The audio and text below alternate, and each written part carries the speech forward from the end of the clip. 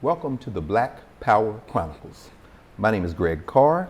I am an associate professor and chair of the Department of Afro-American Studies at Howard University, and I'm honored to be here today with Ms. Gaynelle Henderson, who continues her work at the helm of the Henderson Travel Organization, an organization that is now in its, you said, 63rd. Third year. 63rd year. So we're going to have a conversation today about her life, her work, and Black Power. So nice to be here with you. Oh, my pleasure. My pleasure, Greg.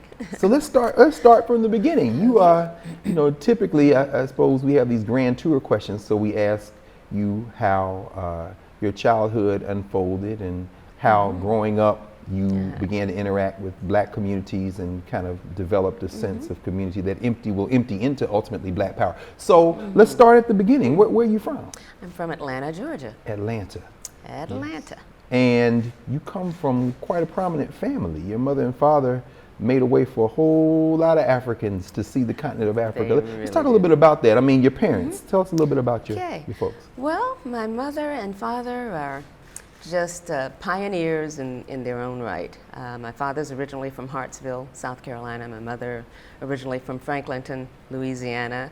And they got together in Atlanta. My father attended Atlanta University, and my mother came to Spelman after, matriculating through college herself. Came to Spelman to teach in home economics. Actually, my father kind of convinced her to do that, I think. Oh, really? Really? He convinced her to come to Atlanta. And they married soon thereafter. And a few years later, she was very involved in establishing the National Association of Black Fashion Designers, NAFAD. They were working with Mary McLeod Bethune and trying to, I think actually they were the first African American group to host a conference or a convention at the Waldorf Astoria in New York. No way. Absolutely. So I mean, your mother went to undergraduate at Southern University, right? And exactly. then eventually goes to NYU. Much later on, exactly. But much later on. They're developing this, and I think about Miss Bethune with her sense of fashion, even at her house now. You see these furs and all these things. But your mother is pioneering in bringing together folks who are doing that kind of work. Yep. So this organizational work. One of the work. original members of NAFAD. And actually, NAFAD had a lot to do with her initial interest in traveling to Europe, and that actually was the reason that, let me back up and give you a little more detail. No, please, What happened is Mrs. Roosevelt Eleanor Roosevelt was very, very much the reason that NAFAD was the first African American group to be able to hold a conference or a meeting at the Waldorf Astoria in New York. It was a segregated, this was during segregation, and they did not allow African American groups to meet there and certainly not stay overnight. So although NAFAD held that first African American meeting in the Waldorf Astoria, they were not allowed to stay in the hotel. They were not allowed to have accommodations at the hotel. But at that meeting, my mother met a woman who ended up assisting her, saying, this group should really go to Paris for one of Christian Dior's spring fashion shows. You all should really go to Europe. And she said, in fact, I'm going to help you do that. So she made the connection. She put my mother in contact with one of Christian Dior's main assistants at the time. And my mother ended up putting the first tour together of African American women to travel to Paris for Christian Dior spring fashion show in 1954. No. And from there, she planned a trip for them to go on to Spain, and they met with the designers at the time, I think the Ames brothers or the Hardy brothers, and then on to London for the designers fashion show there, and came back. These are Black women. These are African American women, and I have wonderful photos of them getting on Pan American Airlines propeller plane with their white gloves, their beautiful dresses and hats, and they were clean. You gotta love this swag. They were Black fashion designers back in 1954. Yes. And we have this great photo of them boarding that flight to take that inaugural flight over to Paris. And my mother came back after the trip, which was very, very successful and just very enlightening for her and for the group. And she said to my father, she said, if more African Americans were aware of how well received we are in Europe, and how easy it is to travel. She said, I'm sure they would travel. So that was the impetus for their starting Henderson Travel Service, opening the doors of Henderson Travel the very next year. 56? In 1955. 55. We opened the doors of Henderson Travel in Atlanta. And then 2 short years later, you're off to Ghana. And 2 short years later, we pioneered in tourism to Ghana. My mother and father literally had to organize a group that flew to Paris, and then they chartered a plane from Paris to Accra, Ghana, for Ghana's independence celebration. And the reason they had to charter a plane was that this was before commercial airlines were even flying to the continent of Africa. This was before Pan Am, one of the first airlines to fly from the U.S. to the continent, and before KLM, Sabina. These are some of the very first airlines that flew to the continent. And in fact, with Pan Am, the first tour they put together to Africa, they had to come to Henderson Travel Service and ask for assistance with the ground operations. You know, how do we get from the airport to the hotel? What hotels do we book? What sightseeing should we see? All of that. So we have Pan Am 101 tours. I've got the brochure to this day of those first tours with Pan Am. So 1957, when we look at the footage, there's a documentary, a musical documentary, Satchmo the Great, with Louis Armstrong performing in Ghana, and you see in other footage Martin Luther King, Coretta Scott King over there at the Ghanaian independence movement, the celebration. When we see African Americans in that footage, they probably flew over there thanks to Henderson. They probably did early on, absolutely. We were pioneers, and that really began our specialization in African tourism, and we're known for that. That African tourism is our niche. You know, we're really known for sending, by now we've literally sent hundreds of thousands of African Americans and people of other persuasions to Africa, but primarily our market is African Americans and cultural heritage tours. Yeah. So you, at this time, you're a little girl. And in the next decade, between 57 and like 65, 67, there are going to be more and more trips to Africa and other places, and they're going to involve some of the names that, you know, our young people particularly read about in the history books. I mean, you're going to have another trip involving Martin Luther King, a major trip, right, to Oslo, is it? Yes, Tell us a little bit about that, because by that time you're on the scene. I'm sure you were young, I don't even remember that, but. Yeah, well, when Martin Luther King received the Nobel Peace Prize, Martin Luther King and Coretta King were dear friends of my mother and father in Atlanta anyway. I remember one Thanksgiving sitting right next to him at a Thanksgiving dinner in the basement of our house on Simpson Road in Atlanta. But because of that closeness, and because at that time my mother and father were literally, you know, the only, or at least one of a handful of African American travel agencies. But the first licensed one. The first African American, fully licensed African American travel agency in the U.S. You know, we were we had the relationships with the airlines, we could issue the airline tickets. Of course, Martin came to Mom and Dad and said, look, you've got to plan this trip for us to go over to Oslo. I'm going to be receiving the Nobel Peace Prize. So my mother and father put together this detailed itinerary, which I have copies of today. And there were 2 separate groups because Martin and Coretta believed in traveling on separate flights. They didn't want to travel together because of fear of something happening, you know, to him probably, and he didn't want her to be in the same plane. So we had 2 separate groups of about, I'd say 15 to 20 people each. Family members, people like Andy Young, Ralph and Juanita Abernathy, exactly. Just so many, you know, dear friends from Atlanta and throughout and in the civil rights movement who went over with him to receive the Nobel Peace Prize. My goodness.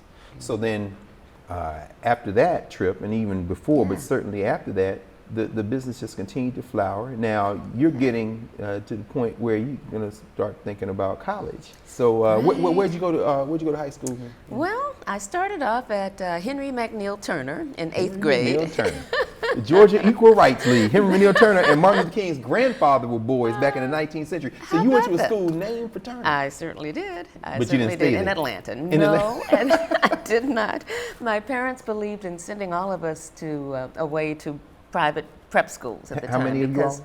There were 4 of us. 4. Okay. Yeah. So I at first went to a school in Asheville, North Carolina called Allen School for Girls. But, a black school? That was a black school Not for named girls. for Richard Allen. Allen. I don't know. Where was it?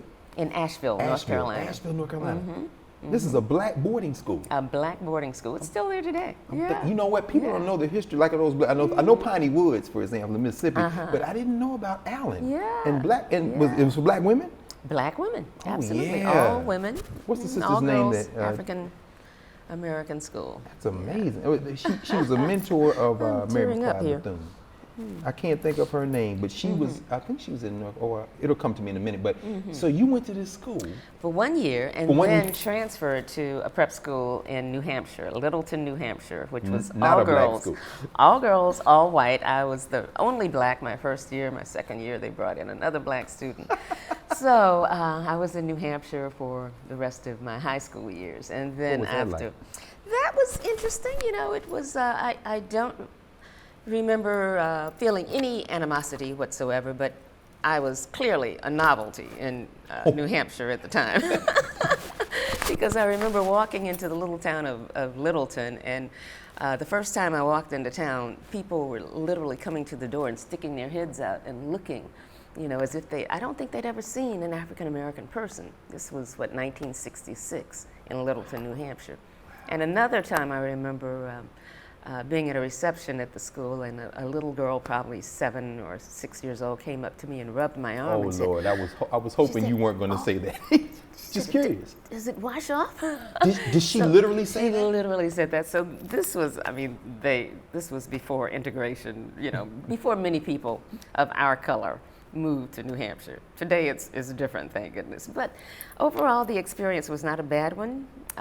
It was very positive in many ways. You know, we skied every day. We very sports oriented. So you decided maybe to continue that interaction with snow for your freshman year of college? Well, you know, interestingly, I did for a hot second. When I graduated from St. Mary's in the Mountains, I was accepted at Syracuse University. But unbeknownst to me, really, I was not thinking, because that particular year at Syracuse, they had the biggest snowfall. I mean, much more so than they usually do. And Syracuse is known for its snow, right? That's right. And it snowed and it snowed. And I also realized that there were only 100 black students out of 28,000 students. I remember these numbers specifically. So after my first year there, I just had the feeling that I wanted to go south and I wanted to be with my people. So on my own, I looked up Howard University, which I'd heard about, and filled out the application on my own and applied for a scholarship as well as an assistant position, a position as an assistant for the Graduate Student Council, as it turned out at Howard. All of this and on your transferred own? all on my own. And did my the family sophomore say? year, they were fine with it. You know, my parents were always very liberal and you know, very much emphasizing that we be independent and that we explore the world. So for them, it was no big thing. I mean, from New Hampshire to DC, actually, I was a little closer to them. Right, that's true. That's true. Yeah, so I arrived at Howard at just the right time. It was just 1966. perfect for me. It was actually 67. Oh, 67? Yeah, because I was at Syracuse 66, 67. So the call for And Black then, Power in my Mississippi sophomore is year. 66. You get to Howard just as that call is resonating. Oh, yeah, Okay, it's so resonating. tell us about that. What was that like? The fall of 1967, you show up at Howard Yeah, University. just a wonderful, wonderful experience. That was when the Black Power movement was really resonating. And students were feeling the need to express their connection with Africa and her diaspora, you know, through culture, through dress, through music, through hairstyles, through dance, through any and every means that we could. So it was just, I would not trade it for anything. It was the best time in the world to be at Howard University at that period where we were so focused on the Black Power movement, and I'm black and I'm proud, you know, feeling for the first time that, you know, really recognizing that we as Black people need to identify with Africa as our roots, as our home, Yes. and feel proud of our Blackness, and live life, expressing that position of power. What did you come to study? What did you take I up? actually did not know. Really? For the longest time. Really. I was in the School of Liberal Arts, and I had no inkling what I was going to major in. You didn't have to. I mean, you could. I really had no idea. So I studied a little bit of everything. Yeah. And then my final year, when I had to select a major, I ended up selecting the wrong thing. I think I spoke to a friend who said, "Oh, Gay, you should go into speech pathology." And I ended up. Are you serious? I am serious. Speech pathology. So I put that down and That's and amazing. majored in speech pathology for my last year, and then applied for a master's at Teachers College, Barnard. Got accepted on a scholarship, went to New York, but after one semester I realized that speech pathology really was not my calling. And I happened to be there to hear a lecturer, Dr. Orlando Taylor. Orlando Taylor. Orlando still Taylor. Hardy, still doing yeah, it. who became actually at that time I think he was about to become Dean of the School of Dean of Communications. Communications. They came at out of Howard. liberal arts. That's right. Yeah, That's and he came and spoke to us about the importance of Black English at the time, That's up amazing. at Teachers College in New York. And I was just absolutely fascinated with that topic. It really resonated again with me. I connected with the fact that the way African Americans speak, especially in inner cities, is tied to our Africanisms in the continent. And I transferred back down to Howard. Well, actually, I transferred, back down to Federal City College. Federal City, of course. Where he was at the time. Yes. So Yeah, this he was is at Federal City at the time. This is Yeah. the period, and so let's open up a little bit more about some of the things that you did during that period, 67 to 70, 71. Mm-hmm. Is it after your sophomore year that you decide, or with the family business, help lead a tour to the continent? Yeah. Well, we were always, all of us again, were involved in the family business growing up. Sure. We were handwriting tickets before airline tickets were It's amazing. computerized. My parents would give us a list of names because we worked with all the African American associations, Give us some. National Medical Association, National Dental Association, all the sororities, fraternities, all of the HBCUs. I mean, a lot of the HBCUs, I can't say all of them, but just about, all of the major Black professional associations over the years we worked with. But not just in Africa. fact, even with the, No. not just tours to Africa, throughout the world. Although, most of our tours and what we're known for are the tours to Africa. This is amazing to me because But, some of the countries are not yet independent. The Caribbean nations are just gaining their independence. So you're Yeah. really sending the first waves of organized groups of African people born in this country Right. to see the rest of the African world. Absolutely. It had just opened Absolutely. up. No question. And no as a question. child, you're literally sitting there writing the names Writing of people airline who tickets. are going to. Right. They would give us one flight schedule, and we write hand tickets, with our hands, manually write the tickets, but change the name according to the list. That's remarkable. And then we started leading the tours. I'm about to say, so right now, after that. so tell us a little bit about so that. by the age of 16, we were leading tours. All of us, of my four siblings, three siblings. And there are four you of us. lead one out. I take one of my first tours to Africa was when I was 18. Yes. And it was a group of Savannah State students. And we were going to Senegal, to Ghana, and on to Nigeria. Wow. But I recall that after we took off from Dakar, after spending a few days there, we looked out, the plane was just about to take off, we looked out the window and one of the propellers had caught fire. So immediately, we turned back around. And you're leading the thing, so you got to remain calm. We had to remain calm the students down. I wasn't much older. In fact, I was the same age Younger as the than students some at of that these, time. yeah. And getting my feet wet with leading a tour.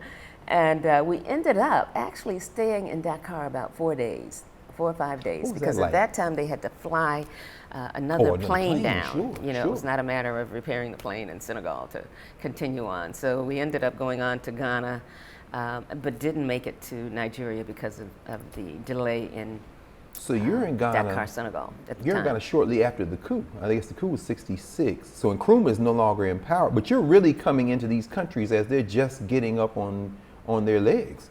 Absolutely. What was that like traveling Absolutely. in Africa at that stage, You particularly know, with young people? It was really empowering because we were able to show our travelers, our clients, that African countries, the capital cities, were very much developed. You know, unlike we thought then. In fact, unfortunately, even as people think today, To this day. because of the negative press that the Absolutely. continent gets, you know, African countries, even in the 50s, the capital cities were fairly developed for the time. You know, they were clearly high-rise buildings, you know, at least 4 or 5 story buildings and capitals and, you know, cities that were well on their way. And they also had decent hotels.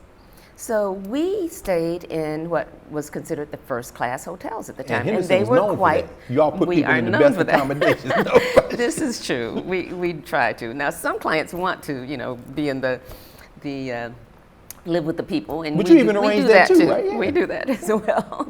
But I remember the first hotel we used in Dakar was the Meridian, which is now one of the most Oh, yeah, Meridian gorgeous is a national hotels, chain, you know, yeah. on the Atlantic, outside of the city of Dakar, just a few miles outside of the city. At that time, however, they had these adorable little huts, you know, a little village of little huts with thatched roofs. And they were quite comfortable, 2 beds in each one, windows, a doorway. Yeah, I love that. And the students loved it. And we were right on the beach. So during the time that we were there, we were able to walk along the beach, interact with the village was right next to us, interact with African people. It was a wonderful experience. And Actually. this is before Gorée Island really emerges as the Yes. destination it is now. And I know later was. on you'll do work with Gorée, but Yeah. did you all was that even something that people did at that time? No, I don't recall it Yeah, being yeah. a part of our sightseeing amazing. at that time. No. So you've engaged in this work, and a parallel track. You're still a student at Howard, Right. and you come into Howard as this Black Power movement is beginning to emerge. And of course, we look at Henry Hampton's work and Eyes on the Prize. They talk about Robin Right. Gregory and the Afro and Yes. Miss Howard. But you have more than passing knowledge about that. In fact, you're in that bloodline. So talk to us about the politics of style, Okay. Black Power, Oh. and culture at that moment. What does Okay. it mean? Yeah.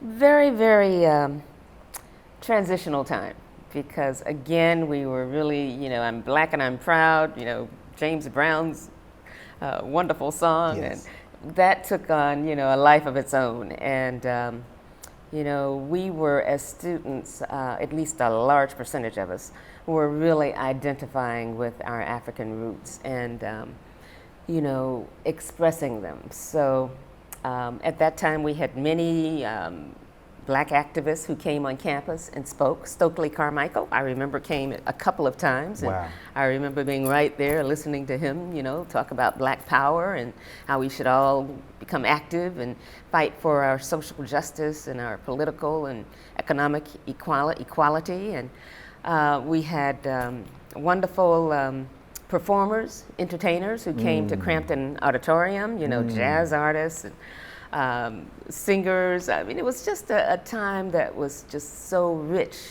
with African American history and culture, and the recognition that we all needed to grasp this culture But you had to change of Howard ours. too. I mean, that Yeah. groundswell. I mean, I'm sure there's a class politics because I mean, prior to that period, Yeah. Howard is not known in Right. that sense for Black Power Right. culture like that. I mean, there are Right. outliers like Sterling Brown, and of course, Yeah. but you all are driving this. How is that Yes. opening up the student Yes. body, and how does that translate even Yes. as you begin to Right. infiltrate some of the rituals like the Miss Howard ritual? Yeah, well, actually, you still had your divisions on campus, but they weren't so much divisions, but you had your people who were clearly more interested in their African history and culture and roots and the Black Power movement than others. It's amazing. The more things change, the more Yeah. they stay the same. It's Yes, the same. we clearly had that. And so I don't know how I got in this position, but I became a candidate, you know, representing a candidate for Howard's homecoming queen. Okay. 1969, 70, 69. my last year. I don't even recall how it happened. Someone said, "Yeah, you should do this," and before I knew it, they put my name up there, and I became the representative of from liberal arts, running against a young lady from the AKAs, another young lady from the Deltas, another young lady from the Zetas, all these sororities. And the sororities were the ones who historically had, their candidates were the ones who won. Of course. And their candidates, of course, had the stronger campaigns. So it was just incredible. I tell you, I ended up having the whole fine arts school, it seemed like, behind me. All of the Black Power activists. At the time, I had a massive, huge, afro, and was wearing African dress. I very much, connected with the Black Power movement, and with my history, my family's history in traveling to Africa. No question. I recognized the importance of our African roots and the need to connect more than I recognized students were doing. In fact, my campaign slogan was "Out of many, one people," which is actually Jamaica's national motto. And somehow I read about it and I said, "This is perfect. This really represents what I want to stand for." So before I knew it, I just had this amazing contingency of supporters who did everything. I mean, we had the most creative, campaigns, presentations, and the one night, I remember at one time being outside of the Fine Arts Building during the lunch break when all the fraternities and sororities gathered and did their ritual dances, etc. Yes. Well, all of my group got organized and convened right outside the Fine Arts Building. And we had African dancers in African clothes. We had drummers. Someone came dancing around with a python. No, it was a cobra. Come on. No. What is a big, huge snake? It's a big, huge snake that they draped around my neck. Of course, I had the African dress. I'm sitting in a Huey Newton chair. Wait, this isn't a real snake. This is a real snake, and I, acted like I wasn't scared to death, but I was, of course. There got to be photos of this. You send us back to the archive. Are you serious? I am serious. Somebody's pet. You didn't even see that in Senegal. I did not see that. Not that size snake. Now, I have many pictures with crocodiles and snakes, pythons in Senegal, but nothing as massive as this huge thing. Oh, my goodness. So we just, fine arts, Africanist activists all got behind my campaign, and we won. And you won. and of course, this isn't just restricted to Howard. This is really a national conversation. Yes. I mean, there was an article we were talking earlier in Sepia Magazine where they interview you and some other folks. You're talking about how much you respect H. Rap Brown and how much you love Miriam Makeba. This is going all over the country. I mean, Howard is really participating and helping to shape this consciousness everywhere. Were you all aware of that at the time? I think so, because I remember thinking at the time that we were one of the first universities, we thought at the time, to actually stage a sit-in at administration building sit-in. Tell us about that. Because that's the only reason I have a job. What you all did with the Tour de Black University That's Conference. true. Yeah, I don't know. I'm not saying it's true that you have a job, but no, I'm telling you, it wouldn't be an African American Studies department where they're not. It's true that we were fighting for more curriculum that focused on our history, our culture, our story versus his story, And that was not in the books then. It really is not in the books as it should be even today. But certainly then, we were going to an African American university, one of the premier universities, Howard University, and we were getting nothing in terms of African American history and culture in our curriculum. So that was one of the main things that we fought for, and there were other reasons too, as I recall. I don't remember specifically what they were, but we staged one of the major administration building takeovers for a couple of days at least. Yes. And I remember being right there in the middle of it. You do? In the building. In the building when we were all there. So you were in school with the Allen sisters, huh? Yes. Because Debbie Allen Debbie tells and the story Felicia. about her father called looking for them, and I guess Felicia wasn't in the building, and she said, "Yeah, where is that redhead girl? She's in the building." So you were there. Yeah, I was there as well. What was that Felicia like? was 1 year ahead of me, and Debbie was 1 year behind me. Yes. That was electric. I mean, we felt empowered. We were doing what Stokely and others told us to do. Be activists, stand up for your rights, you know, fight for your rights. And that's what we did in a very nonviolent way.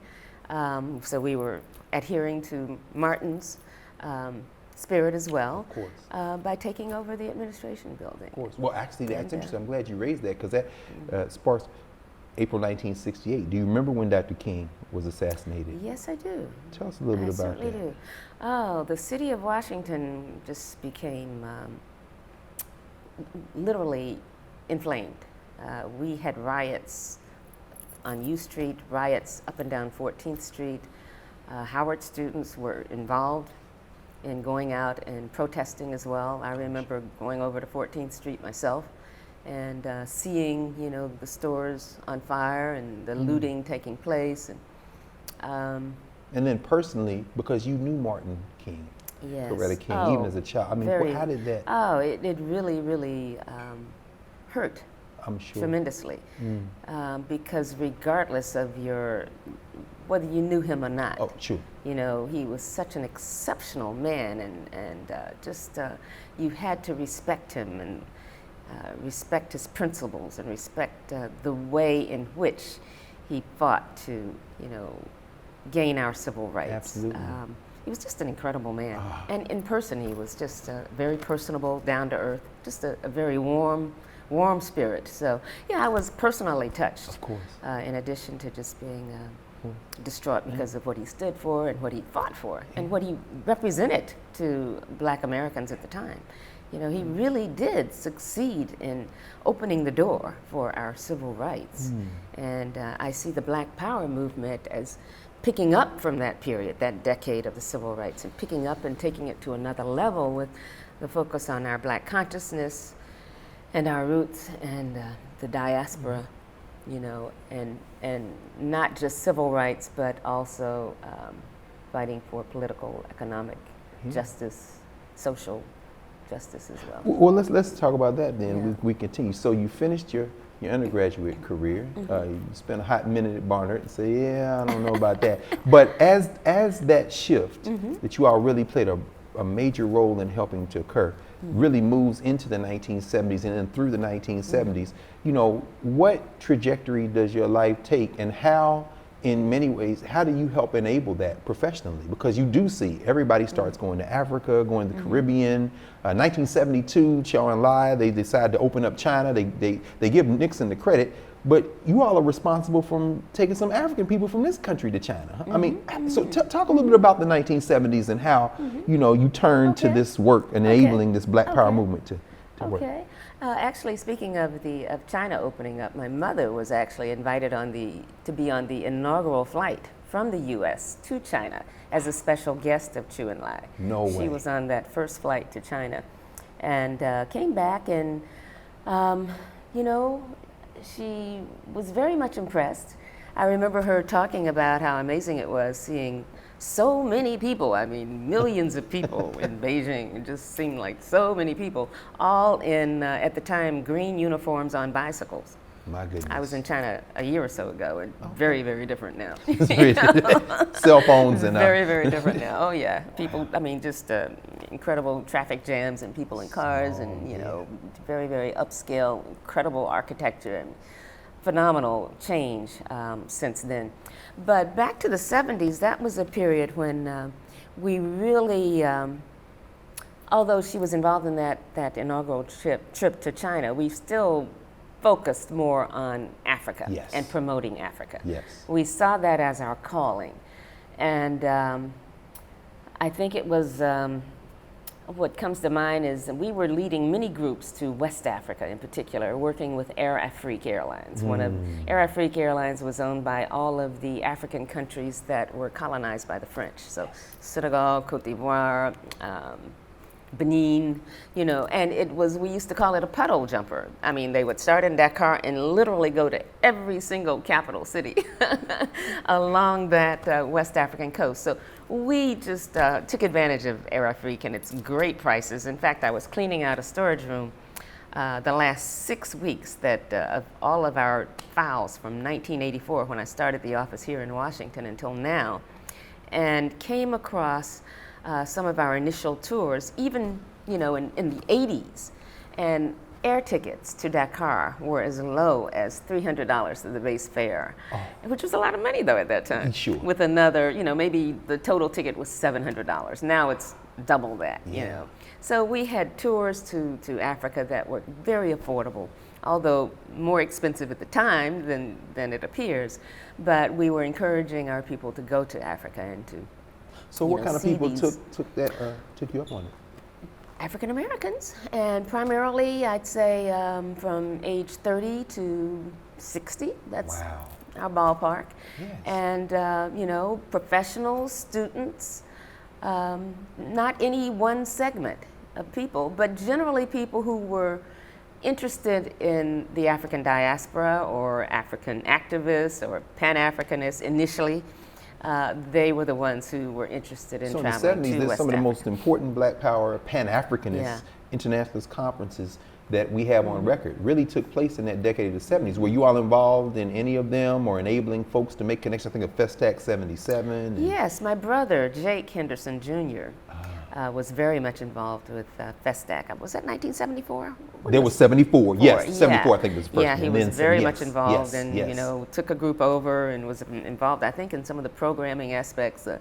And then also Alex Haley's book Roots came out in the 70s. Tell us about that. Yeah, the movie was 77, so the early 70s, yes. And that was a real impetus for us because, of course, the book and then the TV series that so many Americans to this day watch to this day. It was That's just phenomenal. That's right. We took advantage of that interest in traveling to the Gambia, to Alex Haley's home, Jifure, and actually to the village. To Everybody the wants to village. go find and Kunta even Kinte's today, people. his village still stands. There are his relatives there. It's a sightseeing attraction today. In fact, I'm taking a group next month. Really? To the Gambia? To Senegal and the Gambia. Oh my goodness. So then the 70s, then it's really opening up. People are beginning to really. Very much so, yeah. We're attracting not just those Pan-Africanists, Black, African activists, but other African Americans who now are really curious about their roots and just want to travel to Africa and see it. And every time someone travels to any country in Africa, they always come back, and tell their friends and family that they have to go. And they always come back and say, I want to see another country. And each and every one of those, 54 at least African countries now, is unique and distinct in its own way. And that's what we tell people, and that's what they see. Could you say a little more about that? Because, obviously, particularly some young people be looking at this and often think of Africa as a country. It's not a country. Yeah, and you see it in the media even, Sure. People say, I'm traveling to Africa. Sure. Recently, I heard it just recently, someone, it wasn't the president, but some notable person is going to the continent. And instead of saying, I'm traveling, as they do with Europe, to France or to Spain, I'm going to Africa. Well, they say Colin Kaepernick, who went to Ghana. They say, you went to Africa. Yeah, and it's really, it's unfortunate because it just, continues that stereotype. And it really also works against Africa in that when there is a coup d'etat or when there is a serious illness like the Ebola virus in Liberia and Sierra Leone in 2014, the whole continent is affected. For example, in 2014, when the Ebola virus occurred, no one was traveling to Africa. Even South Africa at the time, the most popular African country, suffered for a year or two before people began to travel again to the continent. So, it's unfortunate, but the media does not really present a positive picture or a comprehensive picture of Africa. Africa is a beautiful, huge continent that is comprised of, 54 different and unique countries. Even within the countries themselves, you and see the yes, very true. Yeah. So this groundswell, you all really are enabling people that come back to telling their friends and family. Organizations are going as well, and then some kind of way you decide to strike out to come up this way and set up a branch. Is that how it works? Yeah. So tell us about that. How you that have this out of the 70s into the 80s now. This momentum is going. Well, I graduated from Howard and came back and got my doctorate. from Howard School of Communications. Yes. I switched from speech pathology, which wasn't my thing, and ended up getting a doctorate in organizational communications. And after I got my PhD in '81, I just realized that I worked for a few years with the federal government, a management consulting firm, but ended up recognizing that I needed to get involved in the family business at one point. Interesting. And rather than going back to Atlanta, though, I thought at that time, that was in the '80s, the federal government was opening up travel on a competitive basis. Travel agencies could compete for federal government travel. And I said, well, this sounds like an interesting opportunity. Let me set up originally a chapter of Henderson Travel Service here, or a branch. And after a year or two, incorporate it separately here in the district to take advantage of things like the 8A program, which is a set-aside program for African American small businesses. Yes. And I began to compete for federal government contracts, specifically travel, thinking that was a good way to expand. But it was difficult to compete, again, with the white-owned businesses, women-owned businesses that were competing. Because affirmative action allowed them to as compete. well. They were getting all of those initial contracts, the Omega Travel, Omega, of course, other travel agencies like that. So I said, well, let me go after some conference management. And that, my background in organizational communication allowed, and travel, conference management is really logistics. So I was able to combine those two. We got, our first contract was a contract on AIDS in the minority community, $1 million contract with Health and Human Services. And that just propelled us to a new level, so we could continue to develop the travel agency, but we had this management consulting division going too, that later focused on, again, got back to the importance of the African diaspora. Yes. With a contract with Bermuda to promote the idea of the African Diaspora Heritage Trail. Can you talk And about that a little bit? that was something that the tourism agency in Bermuda came up with, this idea of bringing countries of the African diaspora together and encouraging them to research their history related to slavery and to incorporate that history in trails, tourism trails that told the unique story of that community and that country. And they called David Allen, who was the Minister of Tourism at the time, who conceived of this idea, called Henderson Travel, called me and said, look, we need you to help reach out to Africa. We don't have any contacts there, but we want Africa to be involved in this project. So that was 2002. Oh, 2002. Yeah, we're moving on up in time. No, because well, maybe we can go back to move forward, because during your time at Howard, you were in school with Ewart Brown. Yeah, Ewart Brown was president of the student assembly when we took over the administration building. And he eventually, a little bit later than that, becomes prime minister. He became premier of Bermuda and was premier of Bermuda, and very much involved in recommending to David Allen that he follow up with us, because if he was talking about attracting people from Africa, he really needed to work with Henderson Travel. So this is really, Pan-Africanism is more than an abstract idea. This is literally how the network develops. Yes. And so they bring you into this piece, and so Henderson is able, with its contacts, with your contacts, and with this kind of Pan-African synergy, to put together this African heritage trail. Well, the first, in 2002, we were only involved in marketing and doing the travel. But unfortunately, David Allen, the Minister of Tourism, died right after that first conference, which was a great conference. And the program languished for a couple of years until Ewart Brown was made premier of Bermuda. And after that, he said, this program is too important to just, allow to, Just disappear fall completely. Off. Yeah, that's exactly. We need to, re-energize it, bring it back to life, and make it happen.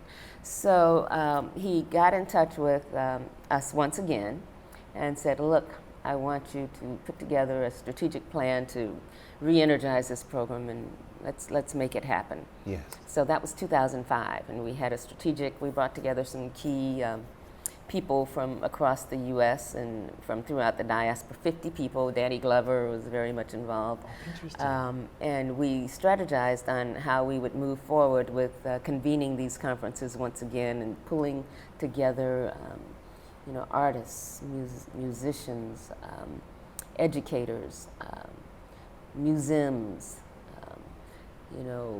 tour and travel agency people, ministers of tourism, any and everyone who might be involved in any aspect of bringing this concept to life. How can we research, bring the researchers, the educators from educational institutions throughout the diaspora together to talk about their history as it relates to African enslavement, and then how can we incorporate that into that country's tourism and attract more people to that country. It was an incentive for the country because it would attract more people to that country, but at the same time it would educate the local people as well as educate their visitors. It's a complete paradigm shift. That was a wonderful program that we were involved with for several years until it was hosted by different countries. Every other year, Bermuda decided that it would be hosted by Bermuda. Yes. One year it was hosted by Bahamas in 2007.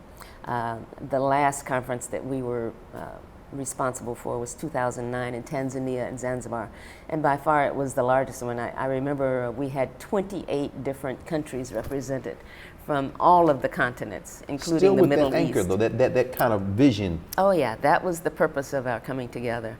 And we had over 300 people there. It was a wonderful, wonderful, wonderful project. And goodness. Yeah. Well, maybe we can, let's even explore that a little bit in terms of, because here we are in 2017, and we see the ebb and flow of interest in Africa, but what has never diminished is the importance of tying culture to this organizational structure, to this question of this thrust, this Black Power thrust.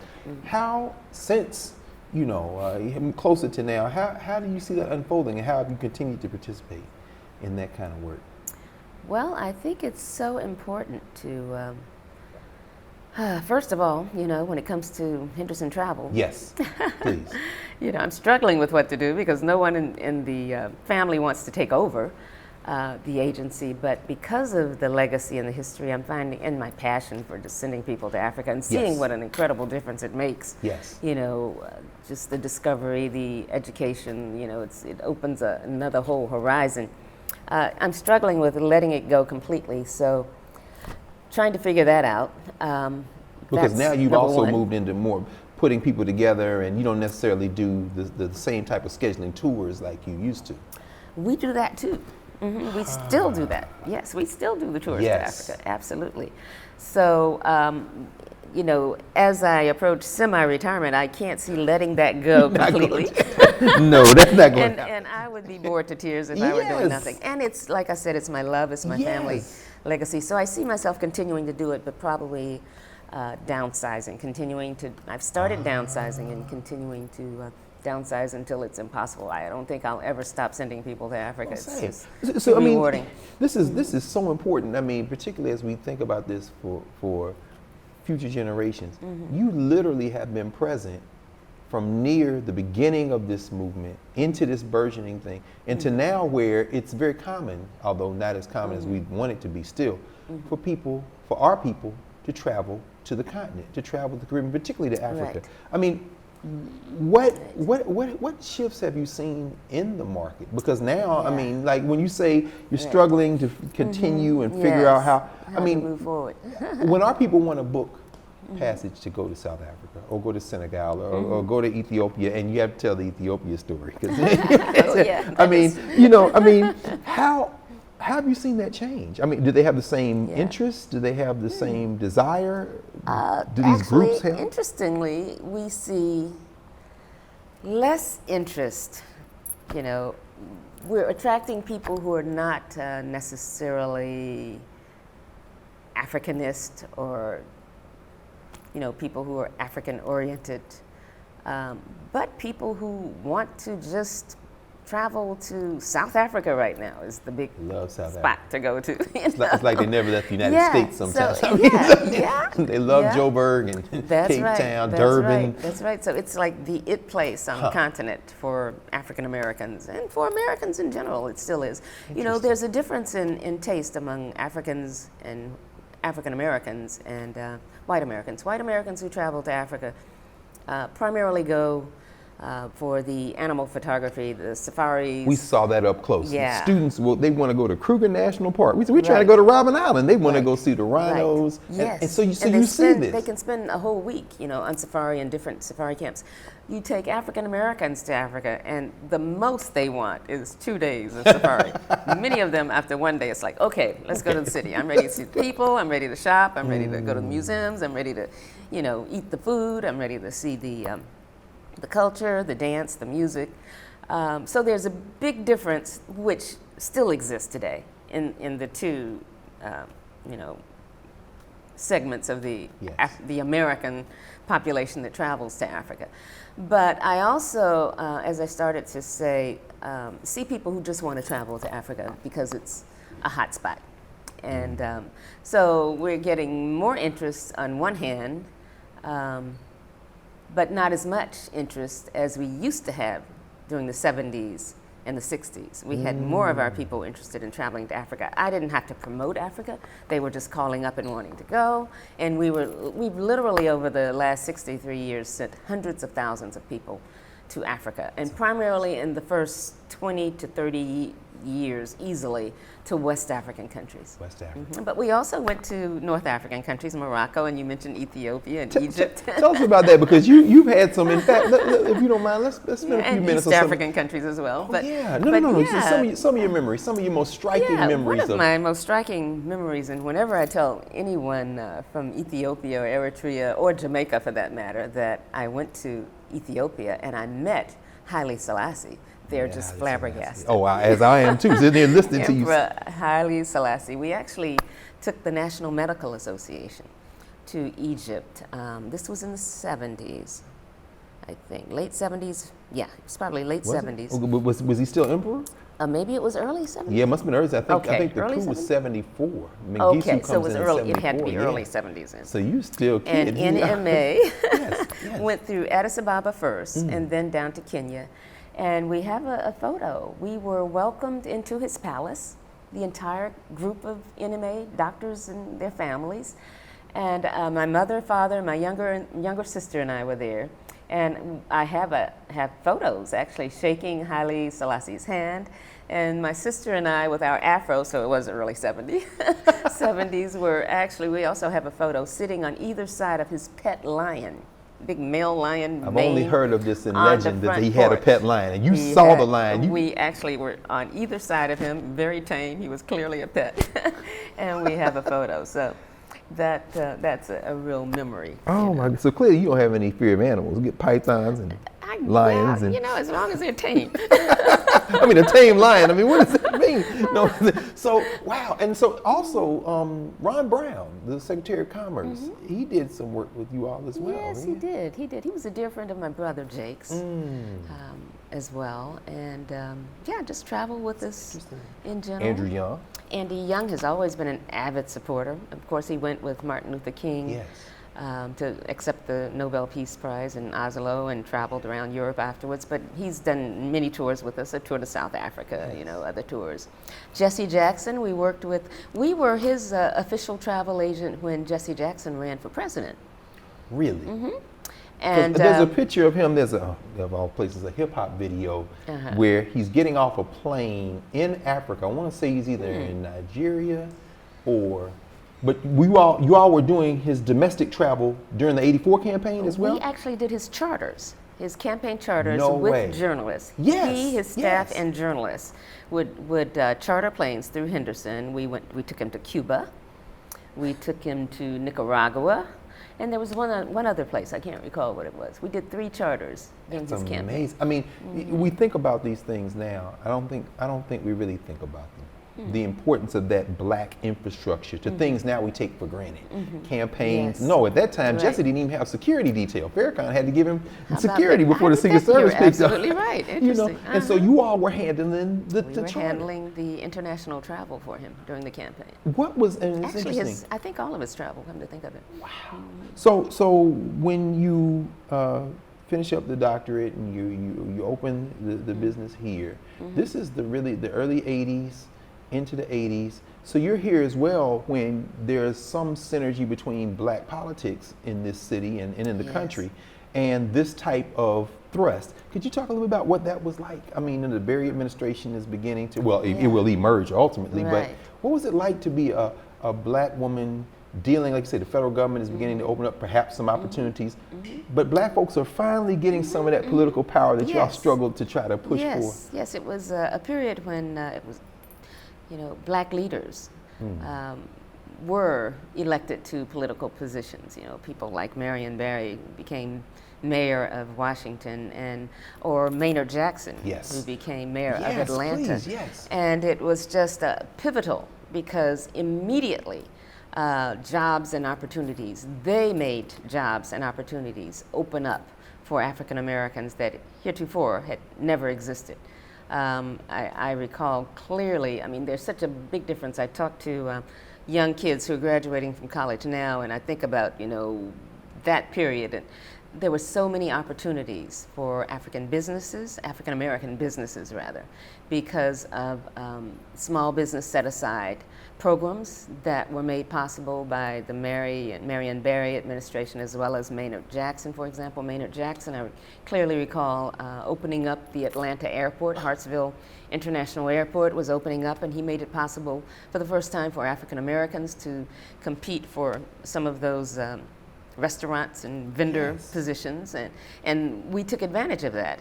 And with Marion, so many positions on his staff that were filled by African Americans, key leadership positions, that made a difference on how this city just went forward, accelerated during his administration in terms of African American participation and benefits to our community in general. As you look to the future, I know you're thinking about, you're doing some writing, doing some archival organization, this kind of thing. Black Power has so many meanings in you, your family, this thrust, beginning in the 4th and 5th decades of the 20th century and now emptying into the 2nd, 3rd, 4th decades so far of the 21st. What do you see going forward for our people, and how what do you see coming next in terms of this kind of I think that given what's happening today, that more than ever, we really do have to become activists again, because under the current administration, we do see a pushback, in our progress, and seemingly an effort to roll back the tides of time and change. And I think it's important for our people who are not as active as we could be when it comes to getting out and, supporting the rallies, getting in touch with our politicians, Congress people, senators, we have to really step it up and make sure we, become as active as we were in the 60s and the 70s, because this is a key time. This is a kind of threatening time in our history, politically and socially. So, what about Africa? Maybe that's the last thing. I'm thinking about the continent and how now you see the Chinese there, a lot of folks. Everybody is in Africa now. And as you travel back and forth and take us back and forth, what do you see as the future of the continent as it relates to this kind of? Well, I see some countries that are thriving, doing very, very well, and bustling metropolises, in Accra, Ghana, for example, Dakar, Senegal. You go there, they're just amazing capital cities. Than when you went the first very time. different. Highways throughout the city and new neighborhoods that have developed, capital cities expanding their boundaries. Very, very upscale capital cities. South Africa, another one, Nairobi, you see a lot of progress. And then you see some of the countries, the economies are very strong as well. Ghana, another perfect example. They have their own stock market. So there is progress, in many of the African countries. There are still others that are really suffering. Somali, and you still see a lot of strife, and others, like Mali, where terrorism has really affected them. Destabilizing Libya has really taken its toll. And Libya as well. Northern Africa, very, very difficult situation politically. So you've got a yin and yang there when you talk about Africa and its future. But I do think that the good thing is that there are many countries that are still continuing to develop and to do well, and many, many countries throughout the continent that clearly need our support, need our interest in traveling there, need the connection, and hopefully we'll give them more and more of that in the future. Well, Dr. Henderson, Gaynelle, thank you so much. This has been the Black Power Chronicles. We've been sitting for this hour with Dr. Gaynelle Henderson, talking about her life, her work, her continuing work. So thank you. Thank you so much. My pleasure. Oh, Thank the you. pleasure's mine. It's been a pleasure. No, The pleasure's Thank mine. you. No. Thank you. Yes, thank you.